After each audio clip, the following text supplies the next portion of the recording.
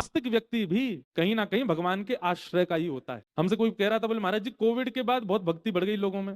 क्यों बढ़ गई? क्योंकि कोविड में व्यक्ति ने ये बात समझ ली कि धन से कुछ नहीं होने वाला, धन से कुछ नहीं होने वाला, ऐश्वर्य से कुछ नहीं होने वाला, प्रार्थना से ही होगा जो होगा। बड़े बड़े खरबपति अरबपतियों ने धन लगा दिए लेकिन अपने प्रेमियों को बचा नहीं पाए। बड़ी बड़ी जानकारियां रखने वाले मिनिस्टरों से, प्रधानमंत्रियों से, मुख्यमंत्रियों से जानकारी रखने वाले भी अपने प्रियजनों को नहीं बचा पाए, लेकिन प्रार्थना वालों ने अपने प्रियजन को बचा लिया। तो इस स्थिति का दर्शन जब लोगों ने किया तो अपने आप ही कई नास्तिक लोग भी परिवर्तित होते चले गए। बोले भैया ना तो धन काम आएगा, आई एम सॉरी, ना धन काम आएगा। अरे भैया एक तो हमारे हाथ पांव अकड़ गए हैं, हम सोए नहीं है 3 दिन से, भाग दौड़ मची है। तो लोगों को ये बात पता चल गई कि ना तो धन काम आएगा, ना संपत्ति काम आएगी, ना ऐश्वर्य काम आएगी, ना पहचान काम आएंगी। और संसारियों से पहचान काम नहीं आएगी, श्याम सुंदर से जिसकी पहचान है वही काम आएगा, वही चल पाएगा।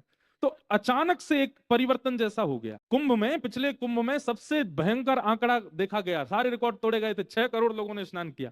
इस बार तो आंकड़ा किया ही नहीं जा रहा है, इतने लोग आ रहे हैं क्योंकि इतनी भक्ति जागृत होगी लोगों में। तो भक्ति तो है पर ज्ञान और वैराग्य नहीं है। ये तो वैसे ही हो गया कि आप किसी घर में गए, वहां की जो माता जी हैं, उस घर की जो माँ हैं, वो प्रसन्न, उनको रोटी दे रहे हो, उनको दाल चावल दे रहे हो, उनको जल दे रहे हो, सब कुछ, पर उनके बच्चों को, उनको कष्ट दे रहे हो। बच्चों को कष्ट दो और माँ को प्रसन्नता दो। माँ को कोई प्रसन्नता चाहिए ही नहीं, माँ की प्रसन्नता बच्चों की प्रसन्नता है। भक्ति तो हमारे चित्त में है पर ज्ञान और वैराग्य नहीं है। इसलिए भक्ति होने के बाद भी हम लोग दुखी रहते हैं क्योंकि उसके पुत्र ज्ञान और वैराग्य हमारे चित्त में नहीं है। कई लोग बोलते हैं, बोले महाराज जी हमारी भक्ति कैसे आए, हमें भक्ति कैसे आए, हमारा भक्ति का प्रारंभ कैसे हो, हम भक्ति मार्ग प्रारंभ नहीं की जाती, वो है ही हमारे चित्त में।